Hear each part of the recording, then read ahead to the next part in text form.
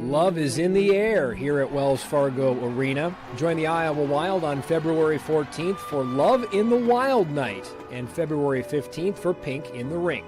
Get your tickets now at iowawild.com.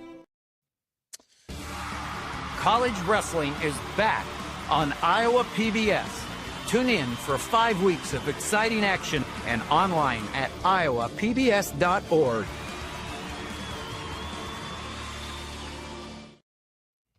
Iowa Deer Classic, March 7th through the 9th, Iowa Event Center, Des Moines. Now, 3 levels of hunting and shooting gear, land management, outfitters, and more. Big buck and shed contests, seminars, celebrities, archery shoots, family shows. Get tickets, win prizes at iowadeerclassic.com. Attention all campers. Keith Murphy. What I do have are a very particular set of skills. Skills I've acquired over a very long career. Andy Fales. I'm telling you straight, it's my way or the highway. Powered by AD. Just a bit outside. Murph and Andy. Proudly presented by Ramsey Subaru and BMW of Des Moines. Live and on demand across Iowa everywhere from the Channel Seed Studios. Murph and Andy. Connected by Cellular Advantage. Hey, welcome to a fun Friday. We're Murph and Andy, AD doing the heavy lifting, and it's Valentine's Day, and it's the warmest day of the next week. Yeah, that's saying something. That's a crazy looking forecast we have here. I mean, like the old man winter brought the check to the table. It seems like they forgot about us. We weren't going to be able to skate out without a bill. We are paying through the nose right now for this. And you see those lows next week? It's like -4, -6, -8, -10, -12. Like 5 days in a row. Get ready for really that. cold, and we have this snow, and we're going to get a little bit more snow tomorrow. It's supposed to be kind of like the heavy wet variety, which sucks. I've got my driveway and walks are so nicely plowed right now. I've got it all set, and I'm going to have to go back out there. Ours are perfect. I mean, all of it just expertly done. Yeah, shout out to that company that you hired to do that. Who was that? The Lone Ranger again? I didn't tell you I hired anybody. I'm sorry. Well, why do you immediately assume I didn't do it? Okay, well, way to go, Jenny. Yeah. Your second choice is Jenny? That's my second guess. My first choice would be you. Go do it. Get a snowblower. Go to P&P and get a snowblower. He's got some left. Let's just move on to Valentine's Day hot tubs. Quickie poll from WCI Pools and Spas with locations and names in Urbandale. Yeah. I wonder if Chad Higgins has a heart-shaped hot tub. I'm sure he does. Yeah. I don't know. You go over to somebody's house and they got a heart-shaped hot tub. You're like, okay, I'll see you later. You turn on your heel. What movie is it? Dumb and Dumber? Where do they end up with a hot-shaped, bright red hot tub? Well, I think they're in a hot tub there. Might be. That seems right. I love the scene in Trading Places when he gets in the jacuzzi and they're like, jacuzzi, sir. See, man, you're not going to jacuzzi nobody. He was all pissed. Man, when I was a kid, we wanted a jacuzzi. We had to fart in the tub. I remember it well. Yeah, that's a funny movie. I'm sorry, AD, we're talking over you. Go ahead. No, you're good. Valentine's Day is more a stupid forced holiday or a chance to show love. You go first, AD. Man, the way you worded this, chance to show love, who's going to pick that? I picked that. I feel bad because it's like 90% the other way.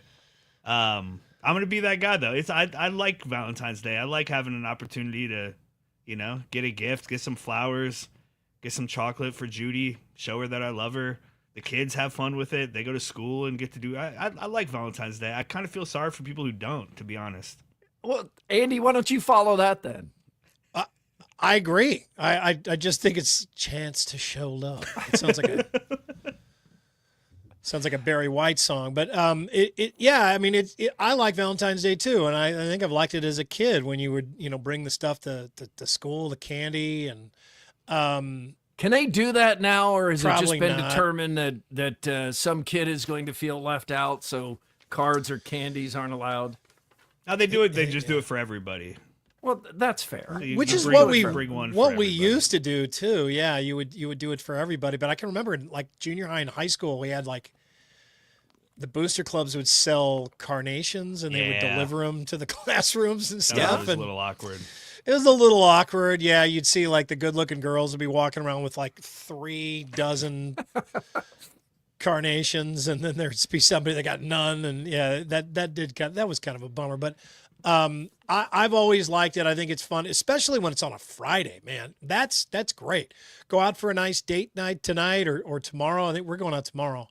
And yeah, I mean, it's nice to have a day like this at this time of the year. I think. I mean, we're jonesing for good stuff to do right now.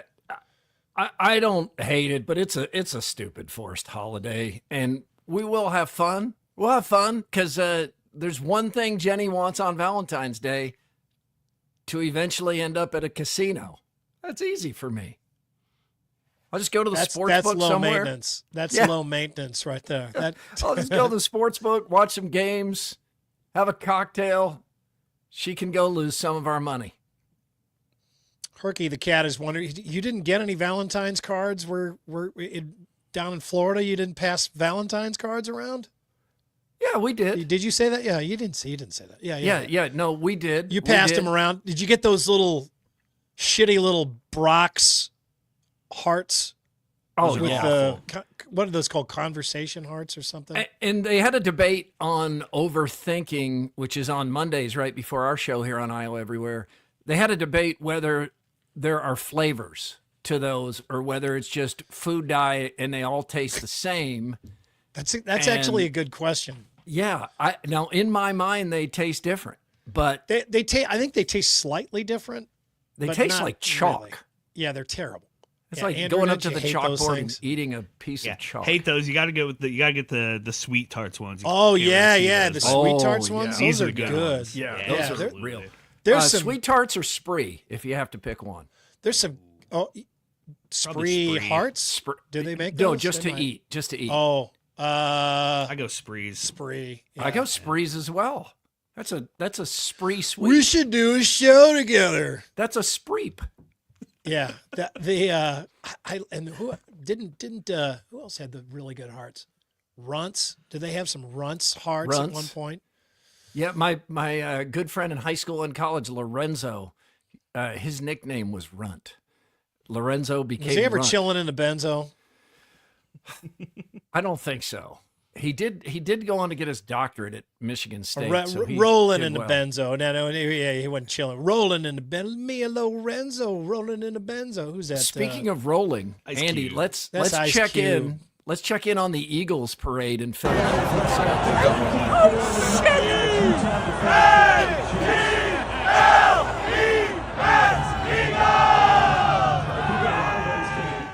Dude is puking, but still Is that what's going on? eat. Oh God! Oh, Hey, I couldn't see that. Gee. I was looking for burning cars. No, check. He's People climbing puking. poles. But Andy, this is beyond Cam Scadaboo's puke and rally here. He's still chanting as he's puking. That's an Eagles fan. Eagles fans. They had? There were 21 arrests made the next morning. There were 20, which I didn't think was no. There were 21 people that they were still looking for. This that needed after to be before or arrested. after your controlled car burn. Well, the controlled burn they did like the day before the Super Bowl, just to So get it'd rid of be after. all the parked cars on the road that would eventually be set fire, because it was going to happen whether they won or lost. It didn't matter. They knew that Eagle fans were going to riot. The Guest House Tavern and Oyster in West Des Moines sets the table for sports and more, including Don't Blame Caitlin, Who's the A-Hole, and Two Truths, One Lie. Debuts today. That's coming up and more shortly after Scott School. Guest House Tavern, Northwoods-inspired Midwestern hospitality. probably better be sure to have a reservation if you're going there tonight. You can still get in like an 8:30 reservation, or if you want to go early. But that's going to be a popular. Both of our restaurants and Grimaldi's Pizza probably too, but definitely Guest House and Either Or are going to be very popular this weekend. So plan ahead, but they'll be worth it. I mean, both of those places. Guest House is a great place to go when they got a fireplace in there when it's snowing and stuff. Gonna need a fireplace all next week. High or low since our last show? Presented by Wealth Charter Retirement Planning and Tax.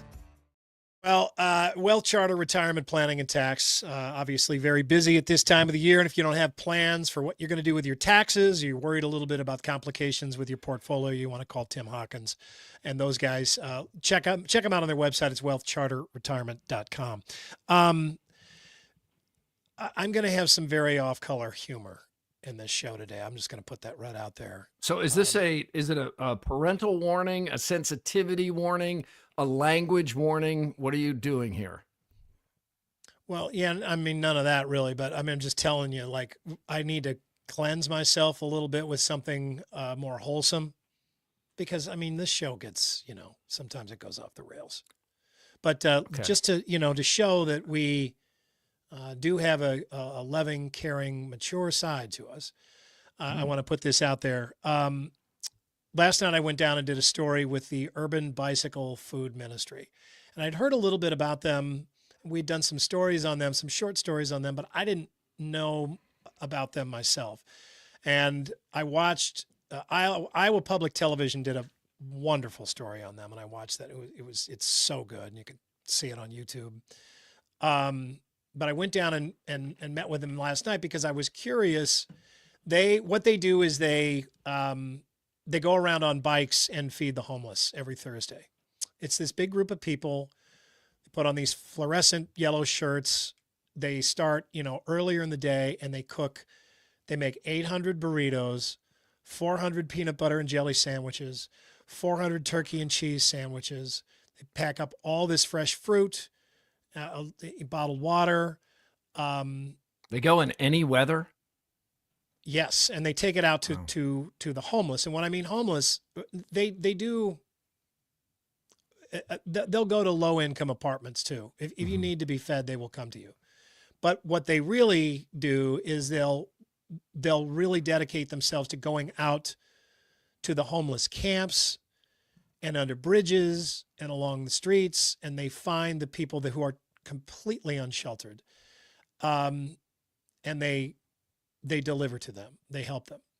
And I thought, I knew that they did this wonderful thing, but I thought, oh my God, the weather's been so bad this week. We have all this snow, and they go on bikes. So what does the Urban Bicycle Food Ministry do at a time like this? Well, they don't stop. They don't use their bikes. They use cars, but actually they can deliver even more stuff using their cars at this time of the year. So I went down and did a story with them last night, and they are angels. Yeah. Wonderful, giving people who they go out and they talk to people. They make a genuine connection with them. They make, they deliver blankets and warmer clothes to them. There's a company up in Jefferson, Iowa that I'm going to do a story on these guys at some point called the Midwest Mission. I'd never heard of them before. And they take used plastic grocery bags, which are one of the worst things on the planet. They're horrible. I mean, they are so, they pollute so badly. They clog up riverways. They clog up sewers, drains, our roadways. They blow all over the place. They're awful. They're everywhere, and nobody has a good answer for them, at least in this state. And they take those bags, those recycled bags, and they weave them into these sleeping mats for the homeless, which is amazing. And they're like really, they're like works of art. They weave the colors in and patterns, and it's really cool. So they take the ministry takes those mats out to people that are sleeping on the ground. And I just saw them last night and met with them, and we went along with them to watch them deliver some of these meals, and it was just it made me feel really good about Des Moines and these people, and I just thought it warms your heart just to watch that, even at a time like this when it's so cold. So that's my high, the urban bicycle. I was out on the ministry. streets. A few years ago, I was actually homeless myself. I was hungry and tired. I saw these people, about 4 or 5 people with the carts on the back of their bicycles and the yellow shirts, and asked if I was hungry. The longest that I actually made it in the streets and not using some type of shelter or something like that was 2 weeks. And so that's one thing I think when I go out and serve the people in the streets that I see every week, because I know how harrowing that is. That's really that's cool, a guy that works with them. Yeah, he was formerly homeless himself, and they do more than just feed people to them. I mean, they try to connect them with housing and jobs and all of that, and it's a wonderful thing. And that video, courtesy of Iowa Public Television, appreciate that. Now, and everybody remember the soft side of Andy later on in the show, when there's Who's the A-hole. And then Sipker joins us. And then the week in Iowa, Unnecessary Censorship. We can all think back to these gentler, see that on the bottom of the screen? Times. Your mom is watching.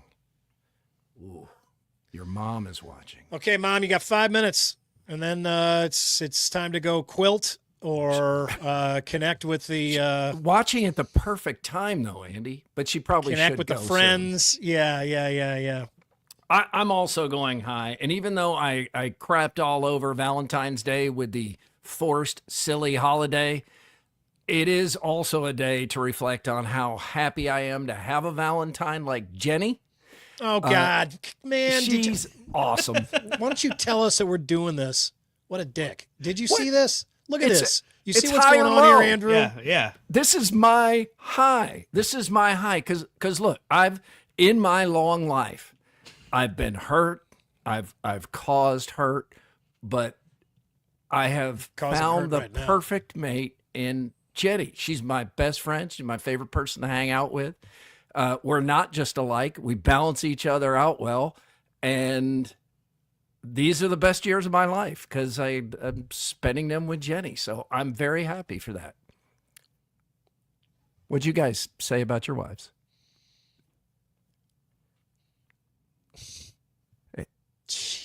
Andy?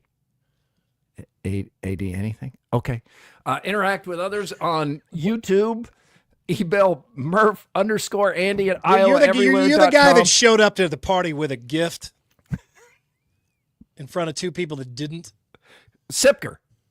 Yeah. Except you guys didn't stop Kenzie and take her gifts. On X, it's Murph _Andy. It's all powered by the Cellular Advantage with 35 regional locations. Proud partner with U.S. Cellular since 1993. Let's get the buzz. The Buzz. Brought to you by Logier Heating and Cooling.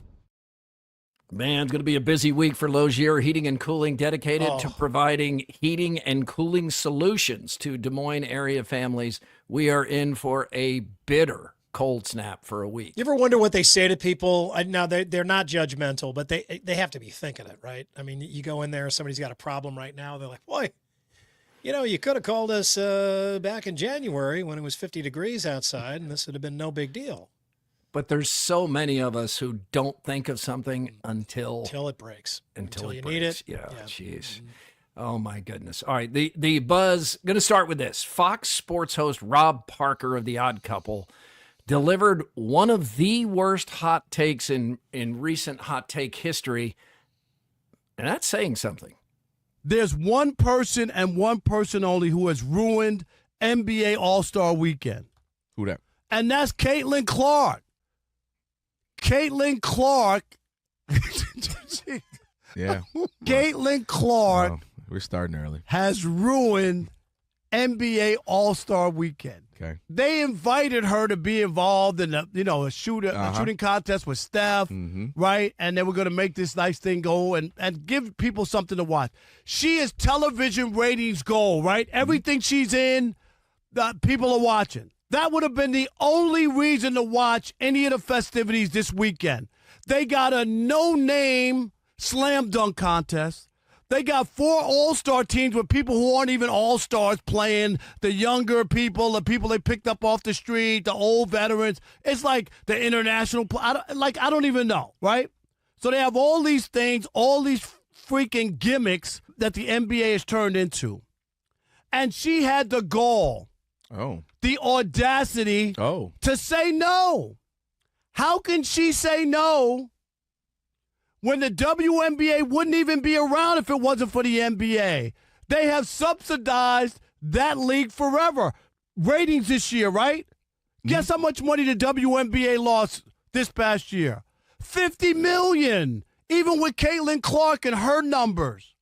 So the least she could have done was done a solid for her brothers in the NBA. They aren't earning their keep. Let's just be honest. I'm being honest. The least she could have done was take part in that. And she has ruined NBA All-Star Weekend for me. I'm not watching 1 minute because of Caitlin Clark. Audio courtesy of Fox Sports. This is such a stupid take. I don't even know where to start. But I'll start with, it is absolutely not her obligation to help prop up NBA All-Star Weekend. Does Rob Parker think she works for the NBA or that she's an NBA player? The most obvious thing here, Andy, is your problems are so large in the NBA. If you need Caitlin Clark just to save your weekend or to make it watchable, that's not her job. She doesn't need to do that. The All-Star Weekend, and by the way, most people are hearing right now that the NBA All-Star Weekend is about to take place, and they were unaware. That's the problem. What should Caitlin Clark just go to any gathering that needs a ratings bump because she's so popular? That is so stupid to blame her. I'm almost at a loss for words. My first reaction and last reaction are that he's being a little bit facetious there. I hope so. There's a little bit of meat in the middle where it sounds like maybe he's not. He does really think that she owes the NBA, and maybe there's a little bit of a point there, but I feel like he's being a little facetious. I've listened to that show, The Odd Couple, with he and Chris Broussard many times, and it's actually a pretty good show. It's not, it wasn't something. I was in the car, Kobe Gaines and I would be out reporting, and he would have that on, and we would listen, and it was just kind of right around the time we'd be out reporting. It's a pretty good show, and they have pretty good takes. I feel like the facetious part is where you can tell that this was going to be the only thing that he was interested in this weekend. He's an NBA fan. They're both big NBA fans.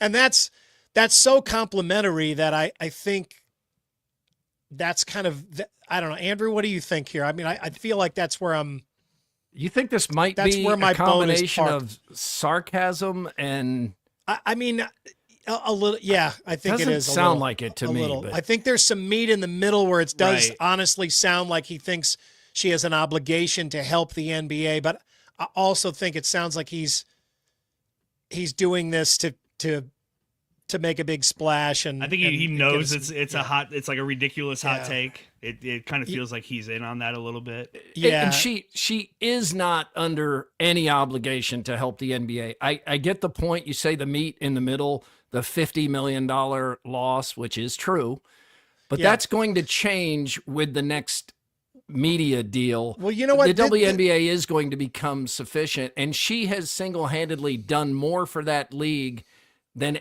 all the players combined in the previous 25 years. I mean, that's how big a star she is in that league. No doubt. It's not for her to go save NBA weekend. No, I agree totally. This is an interesting topic, and it's kind of a fun topic to participate in because it is so different, and we do have we know her, right? I mean, so we just know more about this subject than I think most people do. But I thought it was interesting that Steph Curry and the NBA offered her the chance to participate in the 3-point contest this year, and makes sense. She turned that down, And I thought that was a cool thing that she did, turning that down, because as we talked about, she understands what what the initial bump is going to be like from the audience once she does participate in her first All-Star Game 3-point contest. That's going to be a ratings draw, and she wanted those ratings to be drawn, at least initially. She wanted that first splash to go to the WNBA, the league that she actually plays in, rather and the All-Star than the Game NBA. is in Indianapolis this year. Yeah, absolutely. And so that makes sense. And then they kind of move on, and they're like, all right, so Sabrina Ionescu, do you want to play again? And that goes down where she says no, right? Or they decide that it's just not going to happen, which to me, that makes sense. I mean, you really want to just do those two again? And when everybody wants Caitlin Clark, I mean, first of all, it tells you where we are with All-Star games. It does. It's It not really unique to does. the NBA. It's every single one of them is now just like going through the motions because we've always had an All-Star game or an All-Star weekend or these dumb skills competitions that don't seem to work. The home run derby has become way more popular than the actual baseball game. I mean, all of these things are alive on the fumes of their predecessors. The fact that there is any interest in these games is strictly due to the fact that we used to live in a world where you couldn't see the other players, the other teams, except during All-Star games. And that world is now so antiquated that these fumes are getting pretty damn thin. So they're about dead. Marcus asks, is this a compliment? It is a compliment. I mean, that Rob Parker is saying in what I don't think was sarcastic, but I suppose we should allow for that to come out later. I think there's some there's a level of compliment. He's put a little stink on it. Yeah, when you're saying I'm no longer interested in the whole All-Star weekend because Caitlin Clark is not there. That's a he's putting compliment. stink on it. That is a compliment. But the NBA's problems start with the NBA. Like, they don't ever force their premier dunkers to go join the slam dunk contest. LeBron hasn't been in it, among others. They don't force their what's premier, killed it. Yeah, they don't force their premier 3-point shooters to go join the 3-point shooting contest necessarily, the skills contest. The players don't care about the game at all. They don't want to risk injury, or they just don't want to play another game. So there's no defense in the All-Star game itself. It was a joke last year. It's like 200 to 198 or something. It was just ridiculous. Well, there's three potential stories that are still out there, right? Really good stories that haven't happened yet that will get everybody's attention. The first one is Caitlin Clark in her first 3-point contest, whether it's WNBA or against somebody in the NBA. The second story is Caitlin Clark or another woman beating the NBA player at the 3-point contest. NBA player that's trying as hard as he can. That's a huge story that's out there. And maybe that happens. And then the third one, which doesn't seem possible, but we've seen how little the NBA players try in this game. The third story out there is WNBA All-Stars versus NBA All-Stars, where they actually play a game. And maybe that'll never happen, but it's still one of those potential pieces of pie in the sky that's out there. Other than that, I can't think of anything else remotely interesting that you can do with either of these games. Can you? No, because I have no interest in this weekend. And I don't either. If you played NBA against WNBA, the NBA would have to not try, or it would be an embarrassing night for the WNBA. If they put them out there, that would at least be it would get eyeballs. Something to talk about. It would get eyeballs. Yes. Like, how many people are paying attention to Undisputed? Is that Rob Parker's other show? Yeah. No. Is I didn't think about that for a second. Am I giving it the wrong title? Is it Unrivaled? What's it called? Yeah, I don't think it's I undisputed. think it is unrivaled. Unrivaled. Well, that's how much I'm paying attention. I just gave it the wrong name. Undisputed is something. Yeah, there's I some think kind it of is. show. It Unrivaled. Yeah, it might be. I don't know. Hey, how about this? Sam says Chris Broussard attended Dowling for a while. There's a random fact of the day. All right, we'll move on. They both got such talking. distinctive voices. It's like this funny radio show. You heard Rob Parker, and he talks kind of like this, and then you got Chris Broussard, who's got the kind of talk he get right with the thing. I would rather watch you or listen to you do that than listen to the actual show. They're not together anymore. It's not they don't have a show together anymore. But it was all right. Hawkeyes won their 6th straight game last night. The call for calm came a month ago when, gosh, does anybody love playing more than Lucy Olson? She's having a blast out there. But we said after the 5-game losing streak and the call started coming in to get a real coach in there that give it some time. And the Hawkeyes are rolling now. This was not a good offensive game other than Lucy Olson for Iowa. 55-43 was the low-scoring final. But, Andy, it's good to see Jan Jensen and the Hawks. They have an entire season sold out. This could have come off the rails, and it has not. No, back on the rails, and it's going well, and they're going to Iowa fans want to watch the postseason. It looks like this is your team again.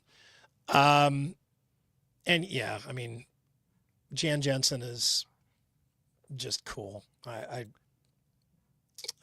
truly like and admire Jan Jensen. I was sitting in the seats at the Knapp Center the other day, and I was looking up there. There's only 3 jerseys up there, Drake women's basketball, all the years they played it.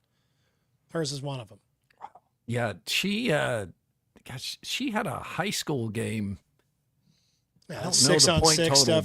but it was like near 100 points. Yeah, it was.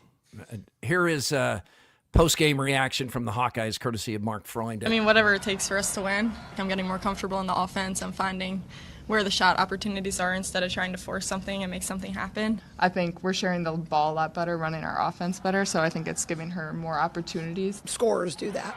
You know, she was the 3rd leading scorer last year behind Watkins and Caitlin. So they do that. And so when she's just, thankfully, she's got into a better flow, right? We weren't doing that about 4 or 5 weeks ago. I'm glad that she's fallen into that flow and she's able to get us a bucket when we need one.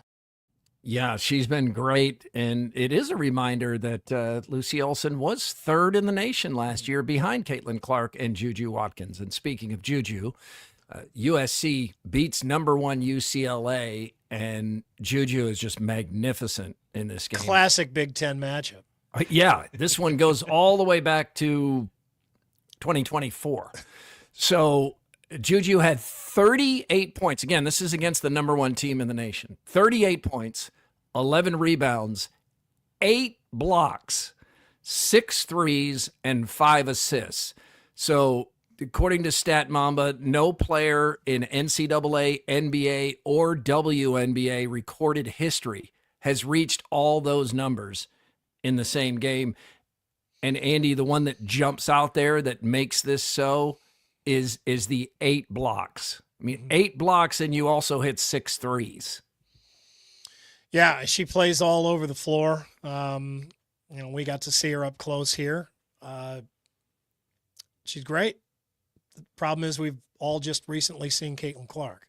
Yeah, and they're very different players. They are. I mean, they're both guards, but they're different players. And I hope that eventually people can move into a space and recognize Juju Watkins just as a great player and not have to constantly have the immediate feedback be that, well, she's not quite as good as Caitlin Clark. I mean, Caitlin is one of one, but this game like Juju Watkins had last night, celebrate that for what it is. Well, but man, that's how it goes. That's part of the baggage. That's part of the baggage that comes with the territory, man. It's not all clean. You get a bunch of dirt along with it. You plow new ground. As great as that is, there is a bunch of crap that comes with it. And not everybody's happy. in many respects, it just gives you a bunch of new stuff to fight about. Well, it's the way history works too. It is. Like we're into the space now where, like, I'll get in a conversation with my kids who mostly all love watching basketball in the NBA, and they don't know how great Michael Jordan was. They know he was good. They know he's considered by many to be the greatest player. But you have to see somebody in their prime. You can't just watch The Last Dance and go, "Oh yeah, I can see he's good." Yeah, it's funny, the greatest players aren't always measured this way, but it does seem like they're the ones who, and boy, there aren't many players like this. They can be 30 years retired, and you can watch their highlights and still be impressed by them, comparing what you would see today to those highlights. You can look at Michael Jordan play and say, today that would be just as impressive. You can watch Barry Sanders and say, you don't watch Barry Sanders and be like, oh God, today he'd get his head knocked off. No. He wouldn't be able to do that today. No, he is just as impressive now as he used to be. I mean, you go back and there are some players that, if you watch Dr. J play, and there was no bigger fan of Dr. J than me. I absolutely worshipped him. I know you did too. But I go back and I watch Dr. J's highlights, and he has, a few of those incredible dunks that blew your mind. But he doesn't look to me like a guy who would dominate anymore. He doesn't. He looks like a guy in the 70s who was way ahead of the game then. And there are other players like that. Everybody's just, they can only play in their own era. Right. But some of those players have skills that are so transcendent that I think if you watch Wilt or Kareem now, well, they didn't go out and shoot threes, and the guys their height do that now. So you're not going to be as impressed by them. You watch, and they're way George taller than Mikan. everybody else too. Yeah, George Mikan. Yeah, right. That that's looks an like all-white NBA. Yeah, right. It's a whole different world. All right, let's go back to Wednesday night. A great effort by the Hawkeye men to pick up their first road win. And for now, first quad one win. Rutgers is right on that 75 line and could fall below 75, but they're there for now. Iowa had lost 6 of 7, down 2 starters. Most of the talk centers on fan apathy and possibly replacing the head coach. And this win was enough to make Fran McCaffrey emotional. What a gutsy road win, your first road win of the season. How do you describe it? There's times in your career where you're just really proud of your team. The way we fought is really impressive. You're getting emotional. Tell me what is making you so emotional right now. We have had injuries. We've had some setbacks. So do other teams, Andy. You know that. Other teams have it. But it's how you respond. How do you respond in practice? How do you respond in meetings? Do you try to carry out the game plan? Do you stay together? Do you stay focused? And that's, at the end of the day, that's all we can ever ask. Yeah, I think we should be somewhat cautious reading too much into this. This has been a tough month for this team. Injuries, losing, clearly have taken a toll. I know it's easy to jump in and think he knows the end is here, but I don't know for sure that he does. Well, within that game, that was a hell of a response. Really they have not quit. That team came alive in that game, and if you're an Iowa fan, Andrew, you'll be the judge here, but you're looking for some spark, right? You're looking at something to build on. Yeah. And preferably that's kind of what it is, right? You're looking at a game that, just kind of a nondescript game that if it's a good team, you expect them to win. They're down. Everybody is like, all right, that's it. I'm done. That's the death knell right there. That's the nail in the coffin. And then they get up. Yeah, and to do so with all the injuries, and like we've always been careful to not cross that line, because it's so easy, especially the way Iowa plays defense or doesn't on the road, to say, oh, they're not trying, or they don't care. And I think we try to not cross that line, because clearly they do, and clearly they are, and it means a lot to them. And so yeah, it was really good to see them get this win. It probably keeps them in the Big Ten tournament. Keeps them in that top 15, gives them a win over Rutgers, who's right there with them in the standings. And yeah, this doesn't mean they're going to go on a run and win their last 5 games, or win the Big Ten tournament and get into the NCAA tournament. But it does show you that they still care. It also gives them a chance at a winning record, which, as we sit here talking about firing the coach and how bad things are and how much the fans don't care. It kind of tells you where the floor has risen to under Fran McCaffrey for Iowa basketball, where if they have a winning record and don't make the NCAA tournament, it feels like the world is on fire. Good points, because it is a reminder, these are young men, and yes, we're in the world of NIL and all that now, where they're basically on some level professional players, but they're still college students who are trying really hard, and losing sucks. And when you try hard and you don't win, I mean, I've been on some losing teams. It does wear you down. And you could tell just what a relief it was and how much they enjoyed that win. Because not everybody wins the national championship. One team does. So other teams have to, they have to take their little victories in more ways than one along the way. Yeah, I agree. And, I mean, there are fans out there. We tend to just listen to the loudest ones and the most fanatical ones, but I mean, there are down to earth fans out there that have never abandoned their basic interest in basketball. And that's just watching a team play hard, watching a game of basketball. And that's a game where if you're an Iowa fan and you have kind of have a basic needs Iowa fan, you saw something good the other night, right? I mean, you saw the team come back and win, and you were entertained. And you're happy. Also cool to see Peyton Sanford have a good game. And, later in that interview, Fran talked about, hey, Peyton's a guy who could have got a 2-way deal last season and came back to lead this team. And it obviously isn't going the way he wanted to. But that's an Iowa kid who, wears his heart on his sleeve. And so every good thing that comes to him, I'm happy about. TJ Otzelberger available to the media yesterday, Thursday, and without a question being asked, delivered an 8-minute-plus monologue on his love and appreciation of all things Iowa State, including his own team.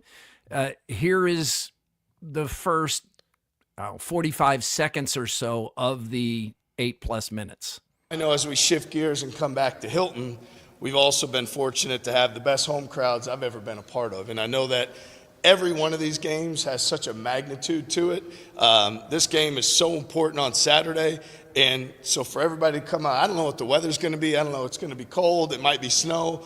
But the amazing thing for myself, our other coaches, everybody in our program, is how committed our fans are and how much they love our team, our program, and support us. And so I wanted to first of all make sure that we put that all out there, because our guys are excited to come back home and play in front of a raucous, passionate, fired up fan base on Saturday.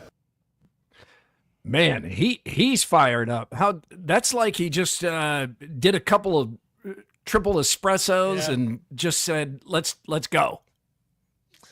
Yeah, and I mean, that's kind of the same guy he's always been, right? Yeah, I mean, he's just a guy that's excited to be there and have that job, and it's amazing that he's never really moved past that. That's who he is.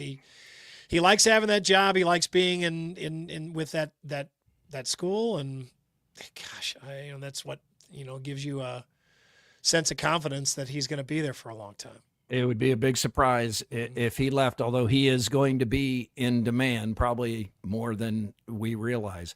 Grimaldi's fan photo winner is Julie Hartzler. Hartzler on Valentine's Day. Congratulations. Here she is at the Cyclone women's game a couple of weeks ago when they wore pink to support breast cancer awareness. And she was at the game with the way she got that Jumbotron right on top of her head. Like breast cancer survivor. Yeah. this is awesome. Happy for Julie. She's headed to the Ankeny's Grimaldi Coal Brick Oven Pizzeria location. And when you do, Julie, share a photo with us of you enjoying the $50 gift card from Grimaldi's. And now here's an excerpt from a WOI Local 5 TV special from 30 years ago at the world premiere of The Bridges of Madison County in Winterset. Our own Channel 5 movie critic, at least we can call him that, Keith Murphy, joins us live now. He's been roaming around the crowd to get some reaction to all the festivities. Keith? I'm here with a resident of Winterset, Pat Nelson. And Pat, how long have you lived in Madison County? Forever, about 35 years. 35 years. What do you make of all this Bridges of Madison County hoopla? It's a lot of fun. We're having a great time. Are you kind of disappointed that Clint and Merrill couldn't make it out here to the premiere? Oh, yeah. Well, so are our viewers. Would you mind acting out a scene from the movie with me? No, not at all. Okay, props, please. All right, that'll be you. I'll be Robert, and you be Francesco. Okay, ready? All right.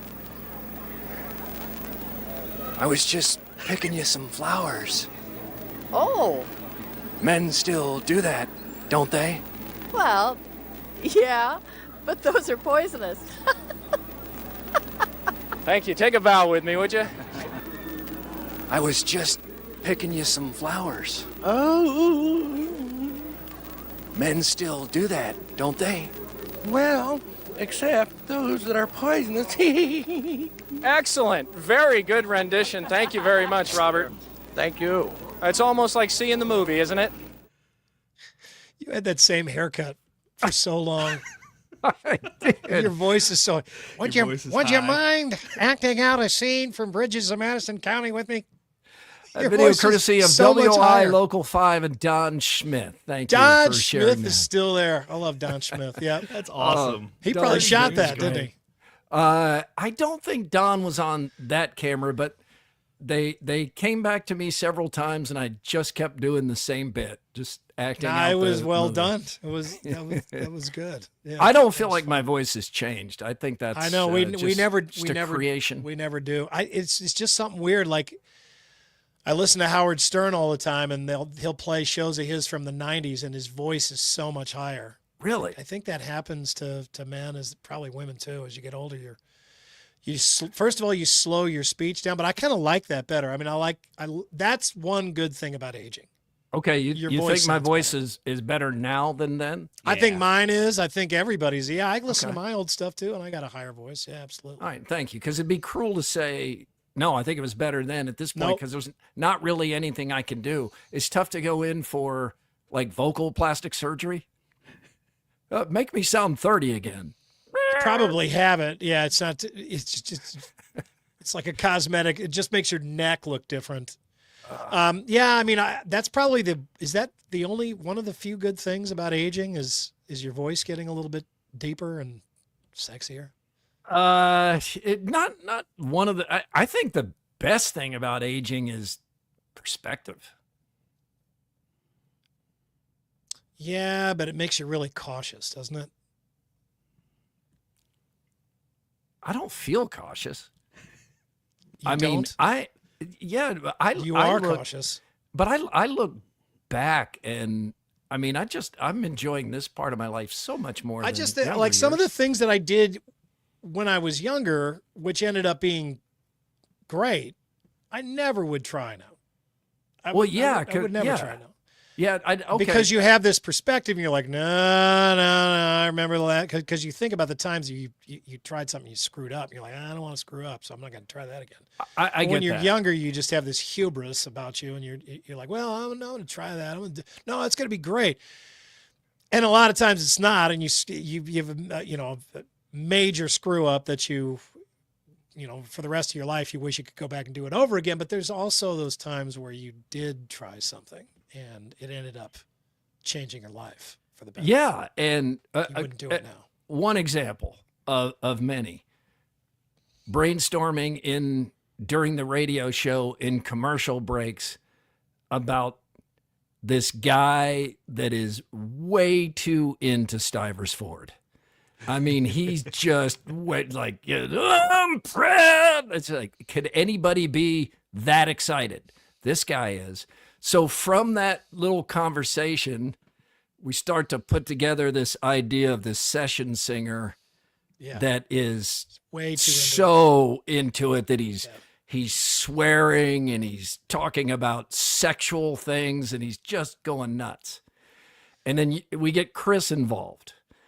And then you and Chris scheme over to the side that you do the old trick of, all right, we'll write this in, and I think Keith will say that's too much, but then that'll allow this other thing to be in. But we'll put this line in about tonguing our own balls, and then he'll toss that, but then we'll get the profanity in there. We're going to flood the zone here. Yeah, Right. I mean, it's an age-old trick. Saturday Night Live does it with censors all the time. I was going to say, I was watching the Saturday Night Live documentary, and they talk about this. Yeah, get this in so that this will get fired. You write the one in that's way too far. Well, as I'm watching it, reviewing it, putting it together, I'm like, man, that's really funny. And then, so I decide, all right, it's all in. It's all in. And we air it. And then one of our producers, the producer I have the most respect for, comes over and says, I can't believe you put that on local television. Somebody could lose his job. I don't think that he's come around to that even now. No, I don't either. And the next day we're on RVTV and we're in Winterset. Oh, the world is coming full circle here. So we're in Winterset the next day and we don't hear from Stivers. So at this point we're thinking, all right, maybe somebody's going to lose a job. Did Stivers hate it? We haven't heard from them because they're talking to our boss. Yeah, we can't. Fired. You're calling, or we just, oh gosh, what's going to happen? And I remember the turning point of hope for me at RVTV. She had to be 90. This lady slowly walked up to me and she said, I was watching SoundOff last night, and that thing about Stivers Ford was the funniest thing I've ever seen. I laughed so hard. Just wanted you to know. And she walked off, and I was like, okay. I thought it was going to go the other way when she started that conversation. And then eventually you heard from Stivers and they loved it. Not only did they love it, they bought ads with 13 they weren't previously buying. Ads. Yeah, they bought more ads. They like doubled their ad buy. Mm-hmm. And they made a deal with the station to provide cars, newsroom cars. It became the best thing to happen to the station in a while as far as advertising goes. So all you doubting managers out there, suck on that. Well, we weren't quite reckless enough to run into that without talking to Scott Polite first. And he loved it. And he, like I said, I mean, he gave me the music bit. That's why the music match is so perfect. He gave me, it was on a CD. But he probably didn't think tonguing balls were going to be in the song. I mean, I didn't show him the script. I don't know that I had written it yet, but I mean, Scott Polite has a good sense of humor, and it was cool. Also, who did Hassel think he was dressing up as? Said nobody. I Freddie said Mercury or something. You need to dress like, because I'm picturing, I'm downright proud. Yeah. So I'm like, you need to dress like Michael Bolton, because Michael Bolton has this voice. Yeah. And he goes, okay, I got it. He comes in his wife's hot pink like cutoff Victoria's shorts. Secret pajama shorts. Yeah, and then the cutoff T-shirt, and he's wearing dangling earrings, and he's got bracelets on. And I said, Hassel, what about this makes you think that Michael Bolton dresses this way? And he said, hey, you're talking about the lead singer of Wham, right? Yeah, he I had said, no no, idea. that's George Michael. So he dressed like He dressed like George Michael, not Michael Bull. He had pop that picture up one more time, Andrew. He's got the hat he has on says "Kites over Grinnell," and then the glasses that he's wearing were these like. This is what you get with no budget. You remember Sally Jesse Raphael? She had this like pre-Oprah talk show. Yeah. And she had these red glasses. Signature glasses. And yeah, so we had some of those. And then I don't know where he got that shirt. We've all been exposed to way too much of Hassel's body over the years. For usually he's doing some dumb skit.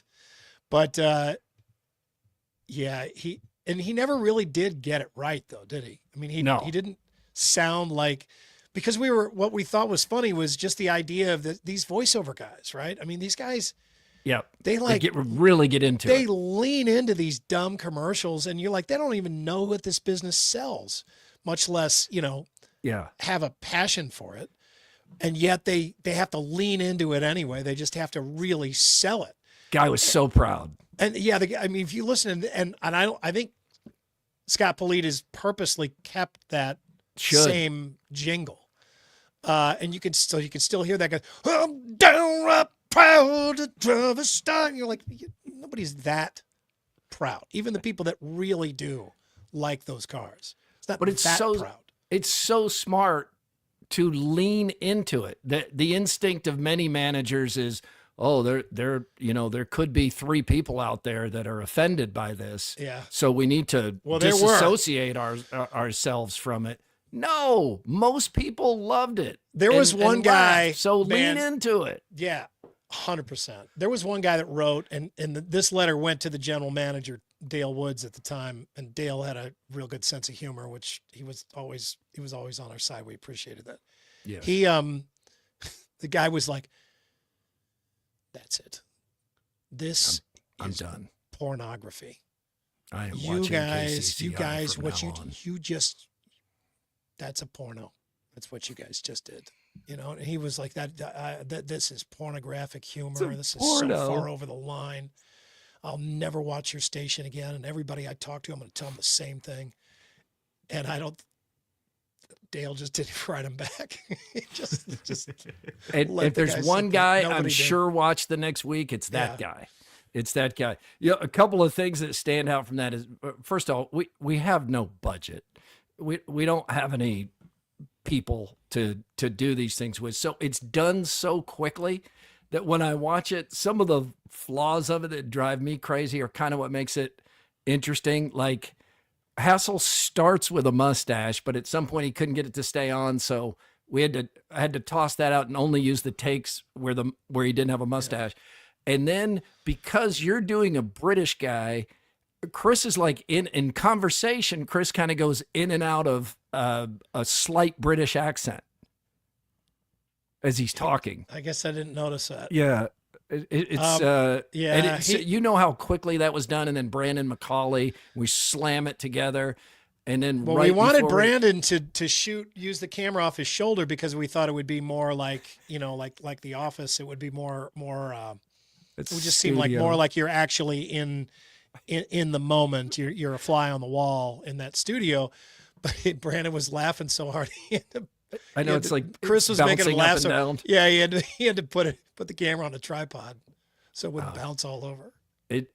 Chris has moments of genius, and you were equally good in that too. That was really good. Well, he is, and he's a great muse. But we've had, I don't know, at some point when we have the last SoundOff show, I almost think we ought to just, rather than try to do a new show, we should just sit around and tell the behind the scenes stories of our favorite skits, because some of that stuff, like when we go into like 7 Seconds to Death with Darren Drilldeck.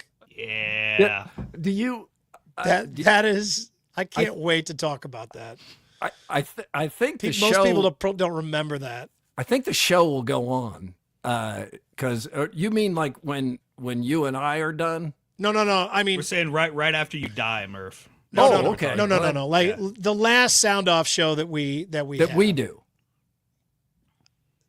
You think the show is going to go on? I do. Yeah. Oh, okay. Well, whatever. I do. That it makes money. Yeah. You think anything that makes money is being canceled in 2025? I don't think that's really the question to ask. The question to ask is, who is going to make SoundOff go if you retire? I'm not doing it. Well,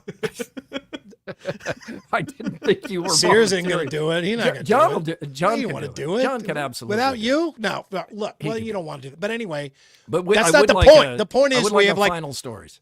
Yeah, the last show where we were sitting around and we talk about some of these, like the Iowa travel log. You know, when you talked about you get older, you get more cautious. Chris is this guy that's wearing this belt. Really fat guy who's like shaped like a watermelon, but he's wearing this really tight belt, so it makes him into an 8.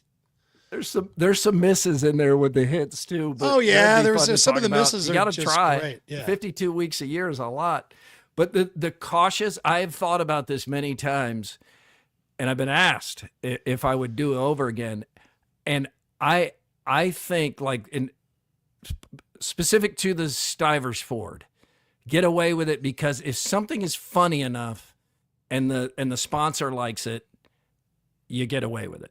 But as I've looked back on it now, I'm responsible for you and Chris in this scenario. And I greenlight that. And in that same scenario now, like Mark and John, I don't think I would do it. I think I would say, no, one of them, it's probably the person with the least amount of seniority could lose his job. Because this is where it all pivots, because we know how this world of media works. This all pivots on the sponsor loving it. If Stivers Ford had been outraged by it, somebody would have been fired. Well, yeah, no doubt. And most of our segments don't have a sponsor involved, which is, God, that's you want to multiply the risk factor by 10. Yeah, put a sponsor's name in it. But yeah, most of them don't have that. But I mean, most of the stuff, we wouldn't try those anymore. We just wouldn't. But we also had the audience kind of buttered up, back then, where I think people just kind of expected that, and if they didn't get that kind of stuff, then they were really disappointed. Hassel had each at Iowa and Iowa State's athletic departments mad at him on a biweekly basis. It was such a good combination that we had because, we had Chris, who was just, incredible talent. But then we also had Brandon McCauley, who is this amazing photographer and editor, and he would be the ones putting it together, for the most part. He did. Chris did a lot of it too. But, so you had Brandon there. So you had 4 sets of eyes who all had the same sense of humor. And I mean, I feel like we all had a pretty high bar for what's funny. We weren't just going to laugh at, shot of a guy picking his nose, although that is funny. That could be really funny. But, it had to be, we had a pretty high bar, so we had just a really good, probably rare combination, and it was fun, but it didn't last too long. Confluence is the official beer of Murph and Andy, and Confluence is where good things come together. And I'm going to go get some Confluence beer. I need to just have a Confluence beer every Friday on this show. I need to do that. Problem is I get it, and it comes in a 4-pack, and then I'm like, I'm going to save one of these. And then I turn around like, oh, that's right. It's not a 6-pack. They're gone. You can have a Confluence a week from today at the Irish. A lot of buzz for the Iowa Everywhere party. Yeah. Anyone will be there except Hassel. But AD, aren't we getting a cardboard cutout of Chris? We are. Yeah, he will be there whether he wants to be or not. Yeah, so he'll be available for photos. Oh, yeah. I like that. It's our friend Eric Herman put that together. Thank you, Eric. Eric does great work. Did all the really album talented covers for us, yeah. Chris and Chris between the two guys. Yeah, that's well done. So at the Irish, have some Grimaldi's pizza. Jim the Liquor King will be there. Many of our sponsors will be there. And those guys, many of them are like characters on the show. And all the show hosts will be there. We realize Iowa Everywhere is far more than us. So come by if you can. That's next Friday night. I think it'll be all night. P&P Small Engines coming from state wrestling over to the Irish. Yeah, we're trying to get Jeff to come over after state wrestling. I was like, you got plenty of time to. He'll be all torqued up though. Yeah, he might. That's might be in a singlet. He's that kind. He's the wrestling coach at PCM. It's going to be freezing cold. Country. All right, time for Throwdowns here on a Friday. Throwdowns. It's Throwdowns. Backed by Heartland Tire and Auto.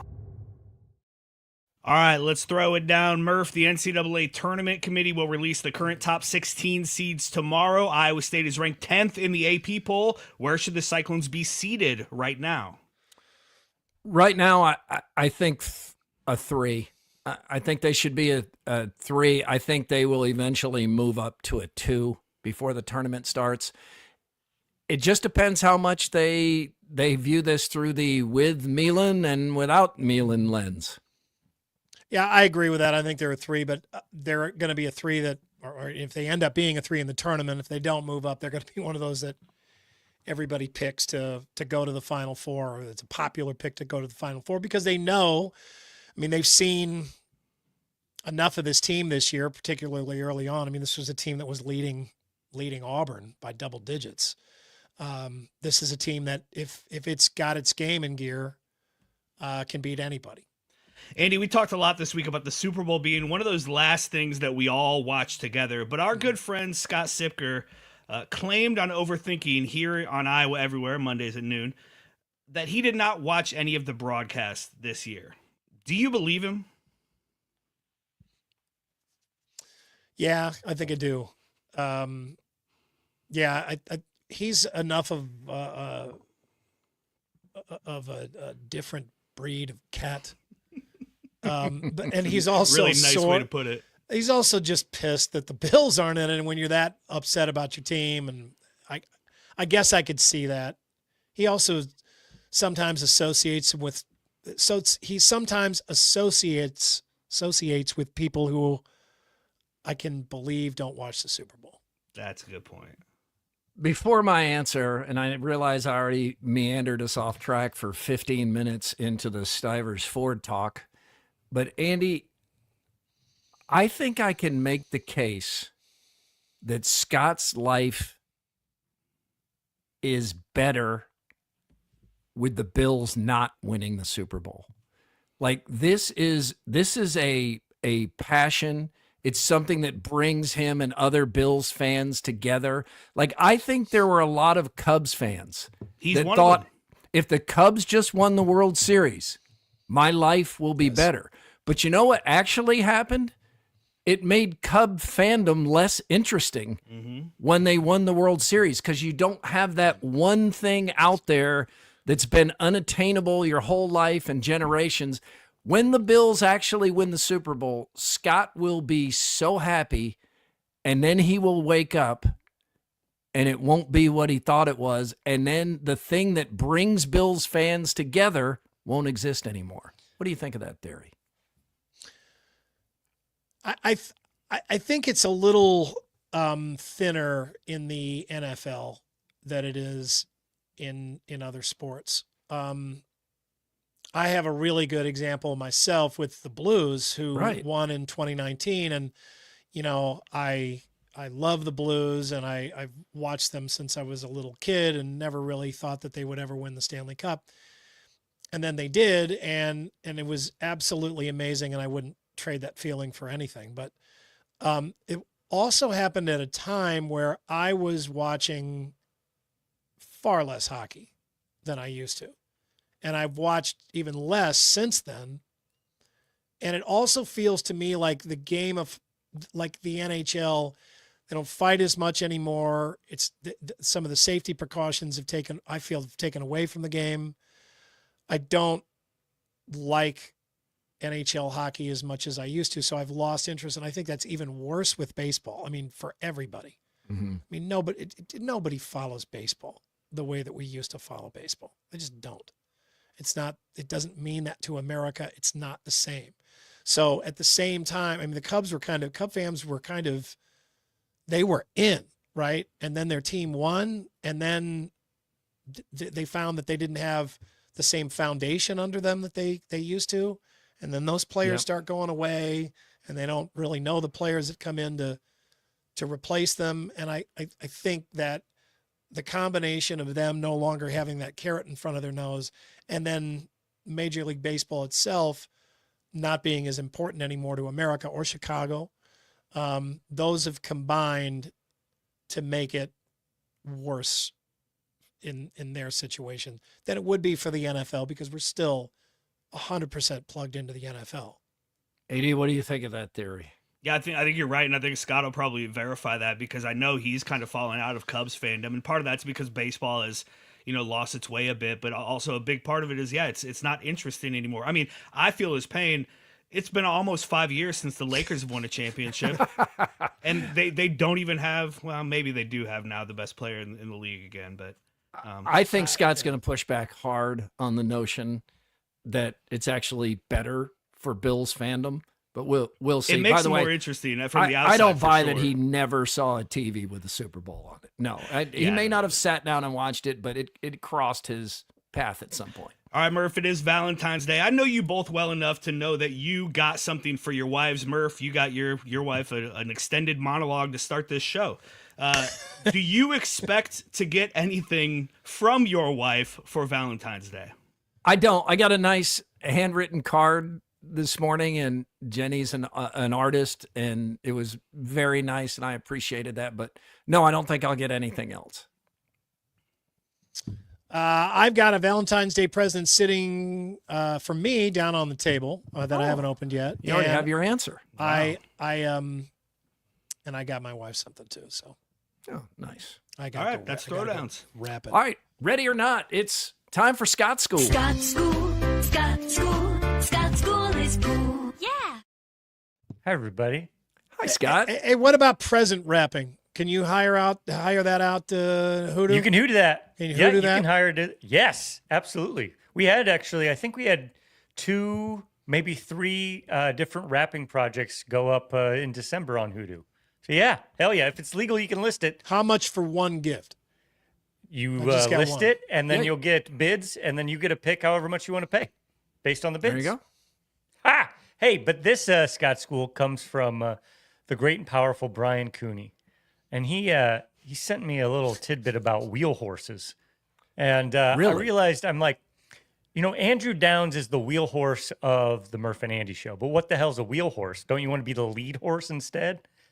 It turns out the wheel horse is the horse that's closest to the carriage and bears most of the burden of turning and torque of pushing forward a carriage. And so it's better to be a wheel horse than it is a lead horse. And that's Scott School. Scott School, Scott School is cool. Yeah.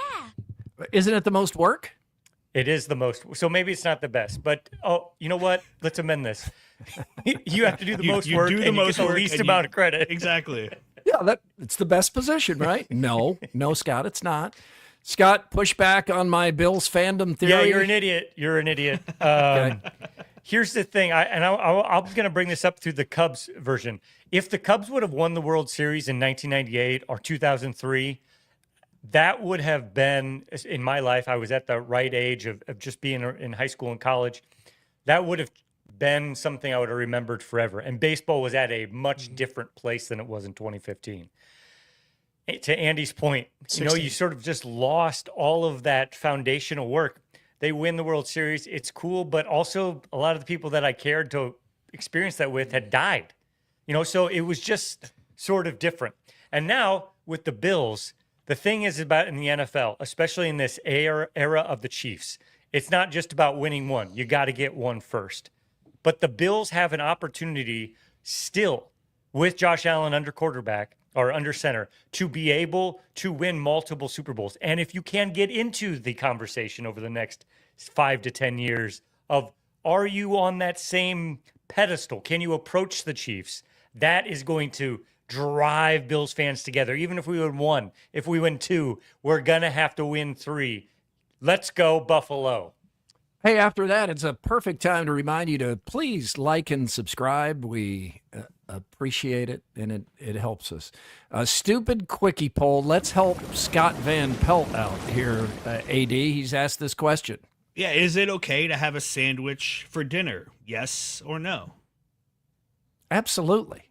Yes, he says no. I have sandwiches for dinner frequently. Do you mean like a peanut butter and jelly sandwich? Just something between bread. But there is a difference though between like Philly turkey and a cheesesteak. slice of cheese and like a hamburger or And a hot dog. Yeah, a hot dog, a taco. Yeah, it's not. It's a sandwich. Any of those would be considered sandwiches. Is that okay? Like, would you go to dinner and if somebody ordered a sandwich, would you have a problem with it? I wouldn't have a problem with it. I do always, especially like at nice restaurants, even if a sandwich, like we plan to go to Guest House tomorrow night, and I was looking at the menu, and like some of those sandwiches look really, really good. But it's like, man, I'm at a really nice restaurant. Do I want to? Does it make me look cheap if I order the burger instead of the steak, even though that's what I want to eat? I do get in my own head about ordering a sandwich at a restaurant for dinner. I agree with you there because I did the same thing at Guest House Tavern. I wanted that. I wanted like the sandwich, hamburger, or the Philly, but I got a steak. I do wonder about the way people order at nice restaurants sometimes. I follow that Des Moines Food Lovers Facebook page, which will drive a person crazy. Listen to these people. There was somebody that had gone to Prime in Providence, which is one of the nicest restaurants in this entire state. It's incredible. Out in West Des Moines. And they were complaining because they ordered a bottled water and it was $10 and they got a pop and they didn't give them a free refill, which, okay, that's a lot of money for bottled water. Everybody should have free refills on soda at the restaurant, period. Yeah, I agree. But you're at Prime in Providence. Why are you ordering a bottled water? Are you Imagine riding your like bike? The big green bottle? I don't know. So what? Get a drink. You're one of the nicest restaurants in the state. You get a bottled water and pop? What are you doing? Stay home. Go somewhere else. Go to McDonald's. Andy's so ordered something nice. I mean, that's the problem. You. What are you doing? Maybe Get some taste. They're telling you that Try this is so something. expensive. They're trying to price you out. No, that was like their main. Yeah. That was right. They're trying to. Yeah, the restaurant is trying to price you out so that you'll get some taste. Well, if I'm try going to pay something $10 new. for a bottle of wine, for a bottle of water, why don't I just get a nice glass of wine? Or the people that get a plain hamburger at a really nice restaurant. You're just like, man, just stay inside. You're not ready for this. AD, are you working? Am I working? Yeah, at AKC Marketing. Running the show. Speaking of which, guess who is now one of the newest part owners of Hoodoo? Right here, Andrew Downs. Woo! He has some equity now. AKC Marketing and Hoodoo have combined forces, and as an employee-owned company, he is now AD.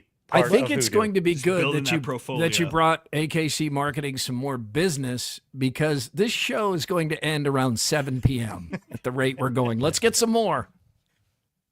But wait, there's more from Either Or Eatery and Patio.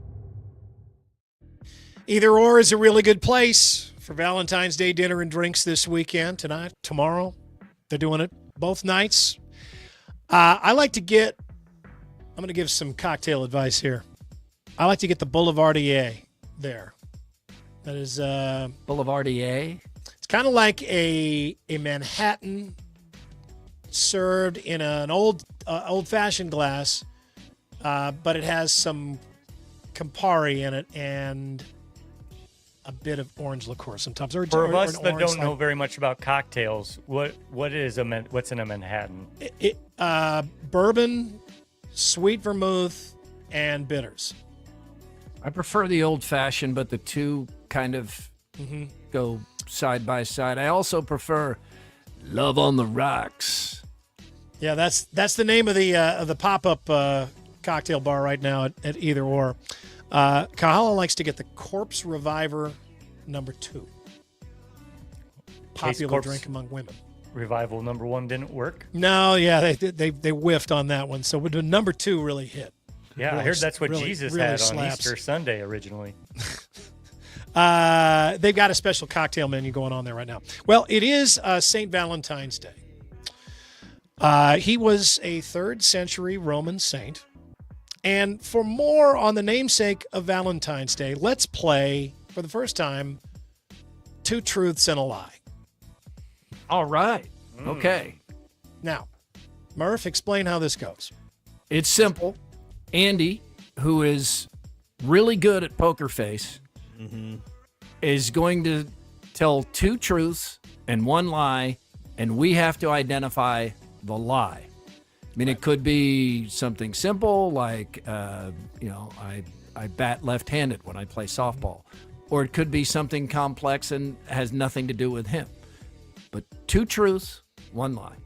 Okay, so do I read all of them and Yep. then you tell me which are truths Yep. and lies, or do we go each one? You say you think that's true, or No, you, think you that's read lie? the you Okay. read the 3. Don't give anything away, Andy. Right. Let's hear it. 2 truths, 1 lie. Played this game before. I just if you're wrote in this the up. comments, YouTube, Facebook, see some people from X, let us know what you think is the lie. Yes. Okay, I'm going to read these, and they're all about St. Valentine. Okay? Here we go. His actual skull, adorned with a crown of dried flowers, is on display in the Basilica of Santa Maria in Rome. He was known, St. Valentine was known as a real horny bastard. Always asking the nuns questions like, do these pants look too tight in the crotch? And you look like you're somewhere between a C and a D cup. Do you mind if I check? And finally, Valentine's Day is often considered to be a holiday more widely embraced by women than men.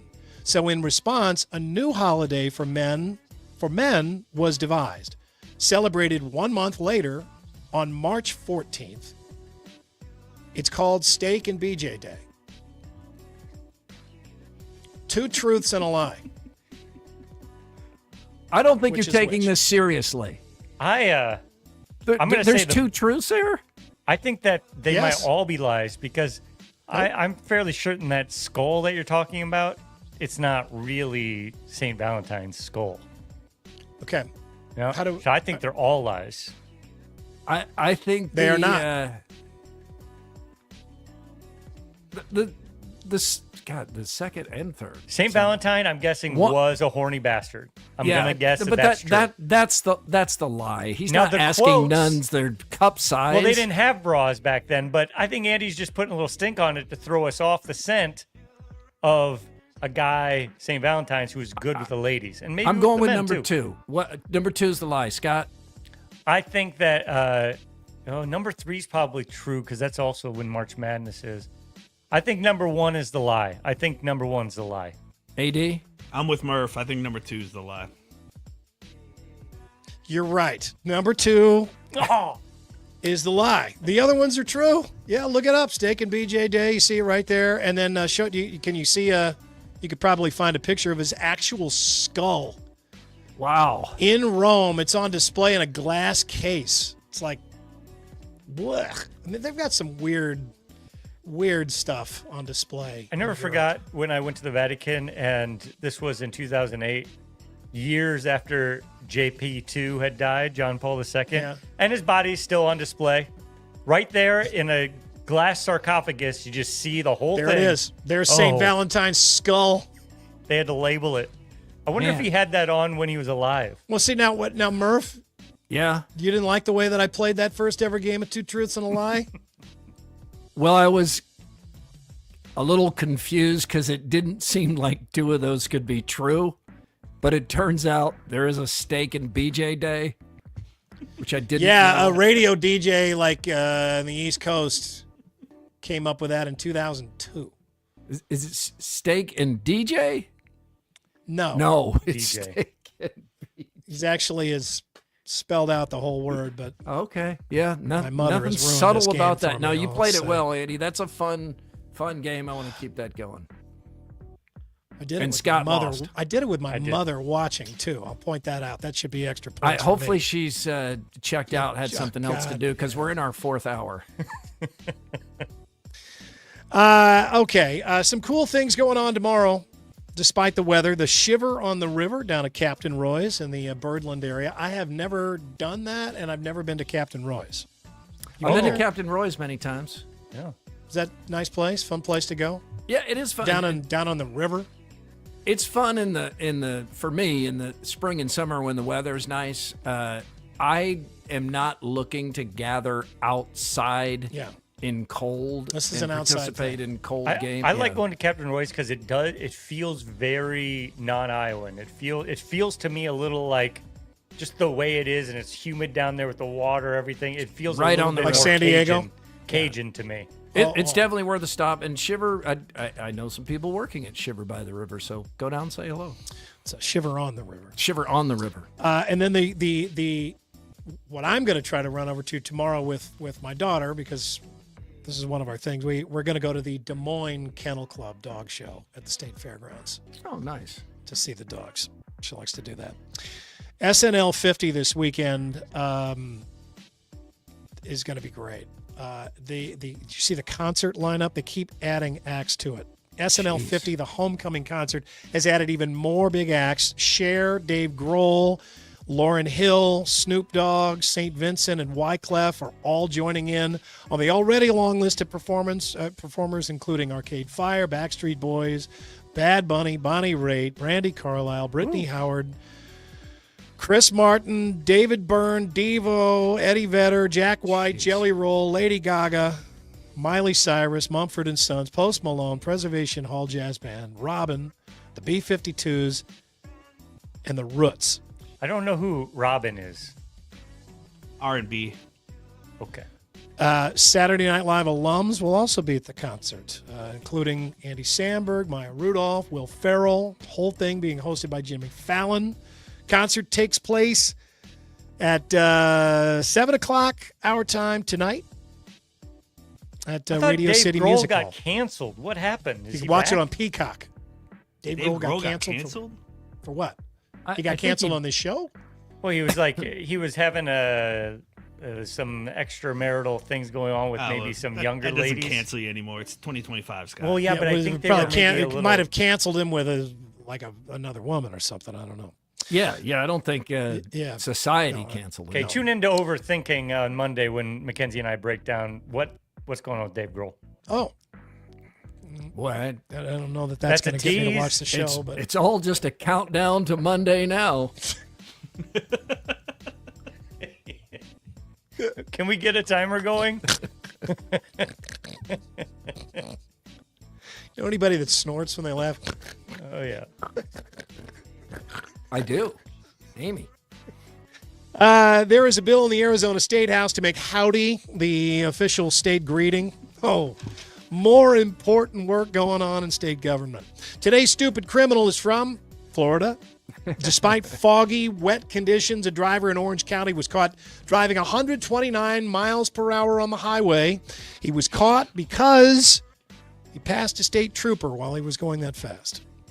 That is 60 miles an hour over the speed limit. It is one of the fastest traffic stops in the county's history. The driver didn't crash, still got 2 citations, and will have to face a judge. The local sheriff now pushing for a new super speeder law that would increase fines and even allow police to seize cars from extreme speeders. It is now time for a Valentine's Day edition of Who's the Asshole? You asshole. You're an asshole. Stop breaking the law, asshole! Back off, asshole! This machine just called me an asshole. I knew it. I'm surrounded by assholes. Keep firing, assholes! I'm an American. You're a sick asshole. That is a great open. AD. That's our wheelhorse. All right, here we go. This young woman is wanting to know what we think about this problem of hers. She says, my boyfriend of 6 months bought me flowers for Valentine's Day. A beautiful vase of 24 red roses and a nice card. I was 24. 24, big, huge bouquet. Okay. I was thrilled, but I found out he gave his divorced mother the exact same thing. I said, you gave your mom red roses? He said, of course. I don't want her to feel left out.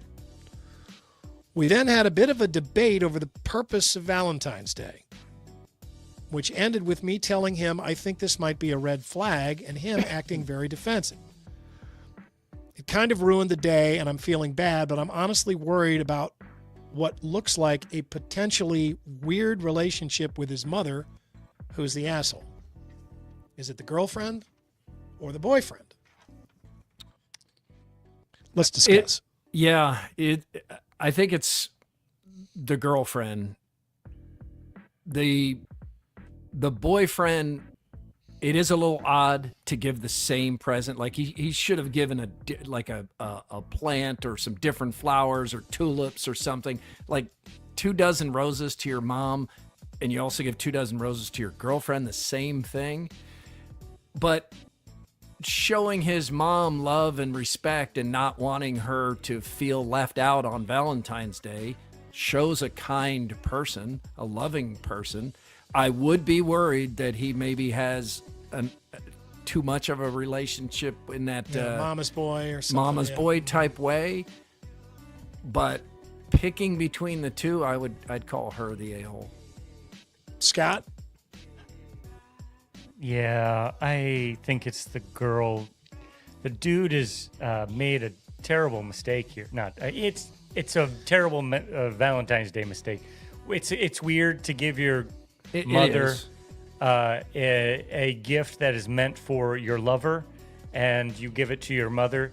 Those red roses specifically have a meaning. You can get your mom something else. Get her a bunch of different colored non-roses. I mean, that would have been wonderful. So that guy's got to work on that because it's not you don't want to make that mistake again. I think there's a potential red flag here. Yeah, I was going to you both said she's the asshole and yet she's completely right and this guy's weird. It doesn't make any sense. The Valentine's Day isn't for your mom. It's not for your daughter. It's for your girlfriend or your wife or your husband or your significant other. I got my wife chocolates and flowers today. I didn't get my daughter chocolates and flowers. She's not my Valentine. My mom's not my Valentine. If I want my mom to feel loved and included, I have a bunch of other days to do that. Same with my daughter. I do agree with the girl here that Valentine's Day has a very specific reason, right? You're right in everything you're saying, but he's coming from a place of love and kindness toward his mom.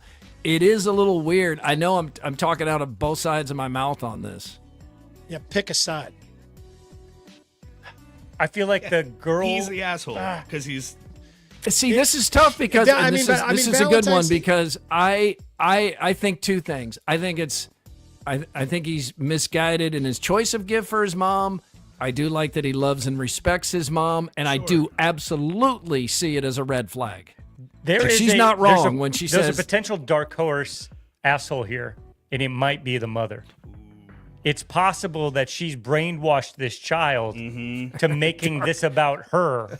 There was a little bit more to the story. She had said something like he bought the flowers for his mom because he didn't want her to feel left out, and that made me think that she put that idea into, well, you better get me something too, or right. I'm divorced. I'm gonna be all alone on Valentine's Day. Yeah, but I mean, like my mom sends Valentine's cards to my kids or grandkids. I used to get them from I think my grandparents would, my grandma would send them to me.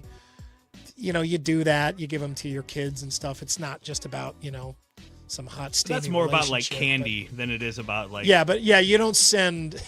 You don't send your daughter 24 roses. First of all, 200 like 24 red roses on Valentine's Day is like $200.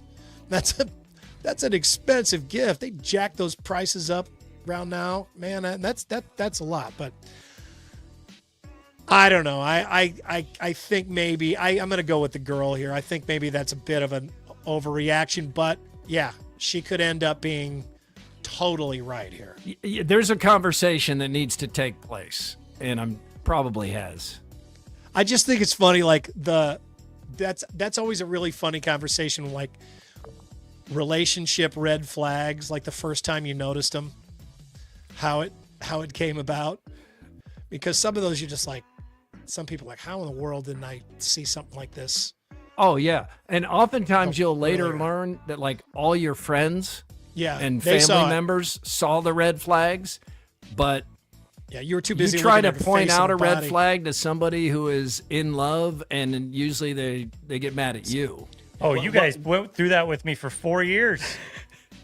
While we're on the Valentine's Day flowers topic, I had a real 2025 issue come up yesterday. So I had sent flowers and chocolates to my wife's work and thinking, hey, she's going to get them in front of her coworkers. It's going to be this great thing. She called me yesterday afternoon and said, I think I'm just going to work from home tomorrow. Oh, man. So thankfully I used Bozen the florist. I used a local florist so I could actually call them. And the poor woman there was like, I'm going to have to physically find this order and change the address, but I'll try to do it.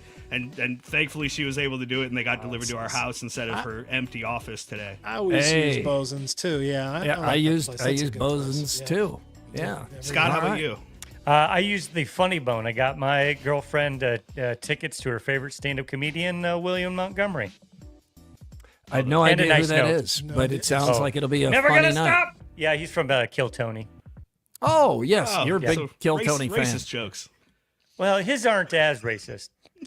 They're more against anti-Hillary Clinton jokes. He does a lot of those. Well, that seems like low-hanging fruit. He does do some racist jokes, too, to be fair. Could be mistaken for racist. He's a big old guy, red hair, beard, bald. Yeah, he just yells pretty much all the time. Okay. He's coming to Des Moines. It's not too late for anyone else to go run out and buy some tickets to William Montgomery. 4 shows. He's doing Wilbert 4 shows. Montgomery. 7 and 9:30. William Montgomery. Yeah, Monty. Ain't never going to stop. All right. Thank you. It is time for the Andrew Downs audio drop of the day. We call it the AD squared. Hey, here's an idea for the women. Get your man a free consultation at Game Day Men's Health for Valentine's Day. He'll go in and get those tee shots and, like me, be manly. Yeah, right. You are. That's a promo. There's a promo. Ankeny, West Des Moines, North Liberty is where you go. It is Friday, so some parental advisory is necessary. None of these bleeps are necessary. It's innocent conversation, but it has happened here on Iowa Everywhere. I place bleeps to make you hear things that weren't actually said. What you hear is on you, not us. It's This Week in Iowa. Unnecessary censorship. I'm not rooting for the Eagles. I'm not joining that crazy fan base. I mean, America's got dirt on you. I don't even understand. Cade jumps on to produce Overthinking, and he'll be on camera, and I will be like, what is that furry shit you're wearing? But I guess it's super cool. All right, a monkey in Sri Lanka managed to knock out power to the whole country. That is a hell of a headline. Well, he was around.